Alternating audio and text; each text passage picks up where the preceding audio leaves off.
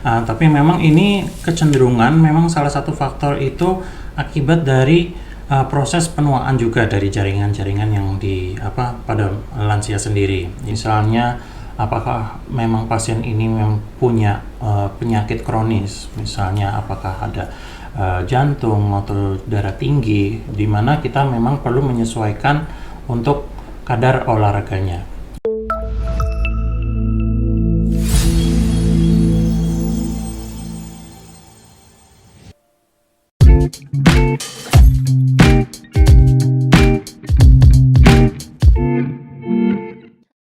Assalamualaikum warahmatullahi wabarakatuh.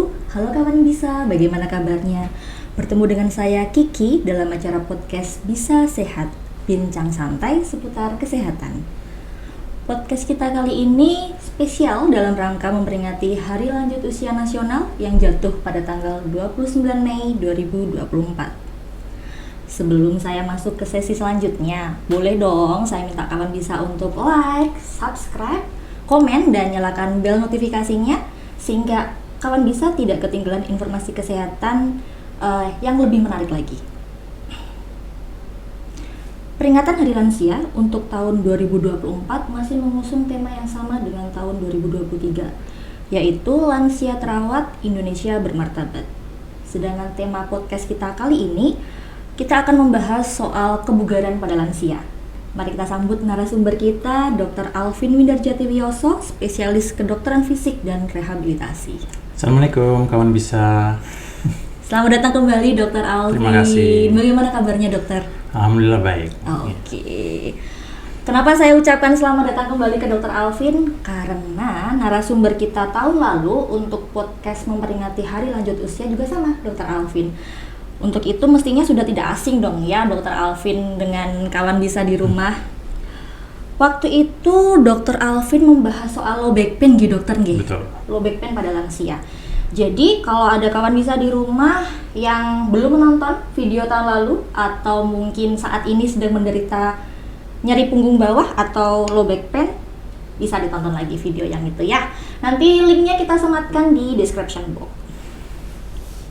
Oke, sekarang kita masuk dalam sesi tanya jawab dengan Dr. Alvin. Dokter, pasien lanjut usia yang datang ke Polirehab Medik RSUD Dungus itu sering sekali mengeluh badannya sakit semua, mudah lelah dan tidak segesit ketika masih muda. Padahal mereka mengatakan ketika masih muda atau ketika masih usia produktif itu mereka tidak pernah ada keluhan di otot maupun tulang. Padahal aktif-aktifnya bekerja, ngangkat-ngangkat dan sebagainya. Tapi ketika masa tua, yang aktivitasnya cenderung pasif, cenderung jauh lebih berkurang dibanding ketika masih muda, itu malah rasanya kayak penyakit tuh keluar semua, kayak jadi badannya sakit semua. Itu sebenarnya fenomena apa dokter? Apa yang menyebabkan keluhan ini sering diderita oleh para pasien lanjut usia? Monggo dokter. Iya, memang kalau kasus seperti ini memang banyak ya yang kejadian ya, di mana mulai masa tua tapi mulai malah sakit-sakitan ya. Tapi memang ini kecenderungan memang salah satu faktor itu akibat dari proses penuaan juga dari jaringan-jaringan yang pada lansia sendiri ya. Bisa terjadi pengeroposan tulang ya, di mana kekuatan tulang sudah tidak semaksimal sewaktu pas dewasa. Dewasa muda, dewasa sekitaran 30-40 tahun. Mungkin selain itu juga kekuatan otot juga mulai melemah ya. Bisa aja karena otot-otot sudah mulai mengecil juga waktu masuk masa tuanya. Nah, terus selain itu juga hormon pada lansia juga mulai menurun, terutama kalau pada wanita. Wanita biasanya estrogennya mulai menurun saat mulai menopause, dan itu mempengaruhi dari kepadatan tulang juga ya. Jadi beberapa faktor itu bisa mengakibatkan dari pasien sendiri aktivitasnya mulai misal berkurang, pasif, apa itu karena ada kecenderungan nyeri sendi atau nyeri yang lainnya, atau mungkin lemah untuk melakukan sesuatu, bisa gitu. Oke, baik dokter. Berarti penting untuk para lansia itu untuk menjaga kebugaran gitu dokter nggih, supaya tetap aktif dan mandiri nggih. Membahas soal kebugaran, upaya apa saja dokter yang dapat dilakukan untuk menjaga kebugaran itu sendiri pada lansia? Ya, untuk menjaga kebugaran sebenarnya yang paling penting memang saat sudah mau menginjak usia masa tua. Biasanya untuk aktivitas sendiri sebenarnya sebaiknya tetap dijalankan. Ya. Karena itu akan mempengaruhi dari kekuatan otot dan kepadatan tulang juga. Jadi aktivitas tetap dilakukan tetapi dalam porsi yang sesuai. Itu. Selain itu juga dari nutrisi, dari makanan, itu akan mempengaruhi terutama misalnya waktu masa tua mungkin absorpsi atau penyerapan dari kalsium seperti itu akan berkurang. Jadi biasanya makanan yang ada tinggi kalsium atau misalkan ada yang vitamin D, di mana itu juga mempengaruhi penyerapan dari kalsium. Jadi pertama dari aktivitas fisik, nutrisi, kemudian juga untuk kebugaran selain itu memang perlu juga interaksi dari sosial. Jadi misalnya untuk kesehatan mentalnya juga, ya. Jadi misalnya interaksi sama teman-teman, sama keluarga. Selain itu juga supaya waktu masa tua juga masih fit, baiknya ada aktivitas yang relaksasi atau menyenangkan, ya, jadi bisa untuk mengurangi stres kayak gitu. Oke, baik dokter. Berarti tadi disebutkan salah satunya adalah tidak boleh malah terjadi penurunan aktivitas. Jadi harus tetap beraktivitas tapi dengan dosis yang sesuai dengan kondisi lansia itu sendiri. Kalau begitu, kerugian apa dokter yang bisa diderita oleh si lansia ini kalau aktivitasnya malah menurun? Ya, jadi kalau memang cenderungnya memang aktivitas mulai menurun. Pertama mungkin karena tadi mulai nyeri-nyeri, mulai melemah. Tapi kalau kita tidak mulai atau tidak dari sejak awal terus melakukan aktivitas fisik yang sesuai, yang tidak menimbulkan nyeri terutama, itu makin lama misalnya otot dan tulang juga bisa makin menurun kadarnya. Jadi kepadatan tulang makin menurun, banyaknya massa otot juga akan menurun, dan ini malah mengakibatkan pasien atau lansia sendiri akan menurun aktivitasnya. Jadi malah tambah nggak aktif. Gitu. Jadi yang seperti yang tadi yang pertama ya, jadi keluhannya jadi sakit semua badannya gitu. Oke, siap dokter. Kalau untuk berarti peningkatan aktivitas fisiknya bisa berupa olahraga nih dokter? Ya, jadi sebenarnya aktivitas fisik memang bisa dibedakan aktivitas yang sehari-hari, ya, yang dilakukan misalkan di rumah, di luar rumah, tapi ada juga aktivitas fisik untuk olahraga. Memang harusnya dibedakan. Karena kalau aktivitas fisik yang untuk dilakukan sehari-hari biasanya tidak kita ini untuk waktunya, ya. Jadi memang harusnya ada olahraga yang bisa kita atur, misalnya durasinya, waktunya berapa banyak, kemudian intensitasnya, jadi terukur. Oh, terukur gitu ya dokter ya. Itu bedanya dengan aktivitas harian. Ya, betul. Ayo kawan bisa, siapa yang nggak pernah olahraga dengan alasan setiap hari nyapu, setiap hari ngepel, setiap hari melakukan aktivitas naik turun tangga, itu berarti bukan olahraga ya, tetap harus olahraga. Oke kawan bisa? Selanjutnya dokter, pada lansia ini atau pada pasien lanjut usia ini, kan kadang-kadang ada keluhan seperti nyeri pinggang, nyeri lutut, kekakuan sendi. Nah, olahraga yang tadi disebutkan oleh Dr. Alvin itu bisa dilakukan khusus untuk pasien-pasien dengan keluhan yang saya sebutkan tadi, atau ada olahraga atau latihan yang bisa dilakukan satu untuk semua? Maksudnya dengan keluhan itu pun masih bisa dilakukan gitu dokter?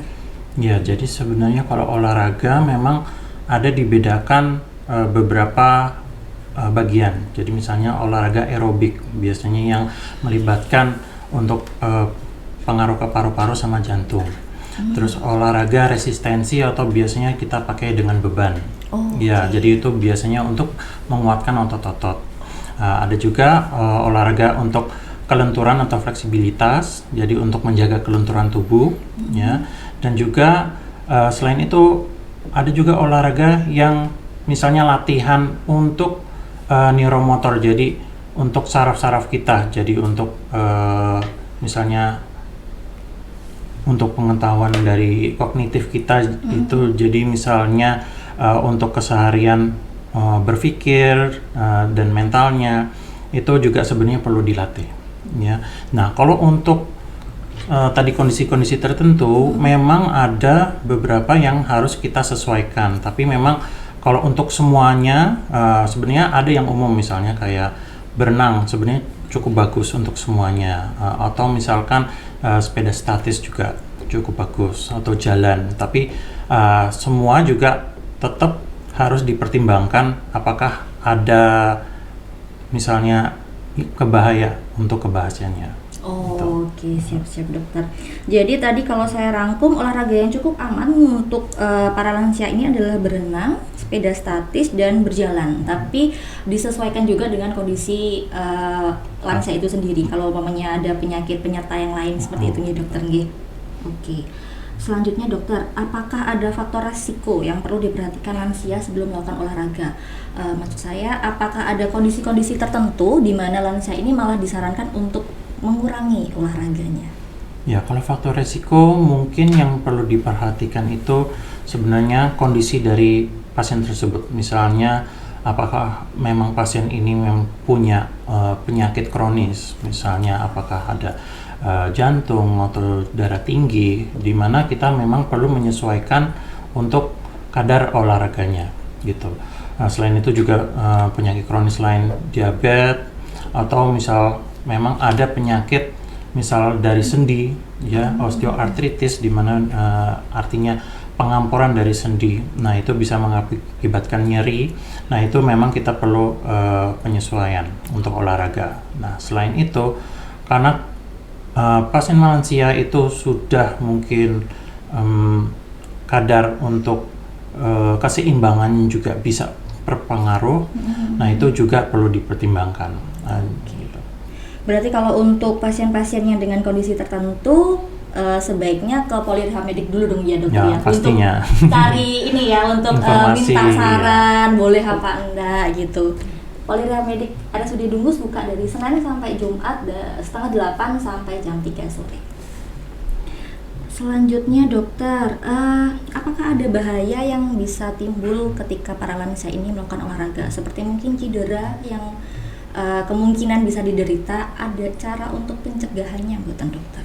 Ya, jadi kalau olahraga sendiri pasti untuk lansia memang harus memang berbeda daripada yang untuk dewasa muda, misalnya kan dari umur 30 sampai 50, karena kecenderungan untuk terjadi cedera itu lebih tinggi. Jadi seharusnya olahraga yang dilakukan itu harus yang aman. Apalagi kalau misalkan memang ada gangguan keseimbangan, jadi lebih baik paling tidak dengan cara duduk gitu. Apakah itu memang sepeda statis atau misalnya dengan beban juga bisa sambil duduk ya. Jadi kalau misalnya sambil berdiri tapi ada keseimbangannya terganggu, nah itu bisa akibatnya fatal, bisa jatuh. Kemudian kalau memang punya kondisi osteoporosis di mana mulai pengeroposan tulang, bisa akibat jadi patah tulang dan sebagainya kalau misalnya terjadi jatuh. Oke, siap-siap dokter. Selanjutnya dokter, untuk dosis pemberiannya sendiri. Jadi olahraga pada lansia ini dapat dilakukan paling nggak 1 minggu berapa kali gitu mungkin dokter, atau sehari berapa kali gitu, ada buatan dokter dosis yang sebaiknya diberikan? Ya, jadi kalau untuk lansia sendiri sebenarnya tadi yang saya katakan ada bagian-bagian olahraga yang harus terpenuhi. Jadi tadi aerobik, untuk beban, kemudian untuk kelenturan, sama untuk mental itu neuromotor itu masing-masing ada porsinya.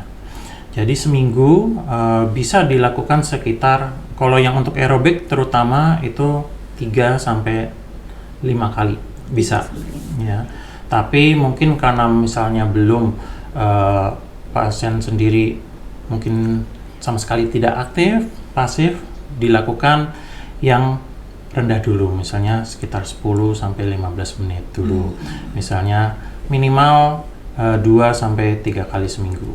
Kemudian dapat ditingkatkan ya. Nah, kalau untuk yang beban bisa dilakukan 1 sampai 2 kali seminggu.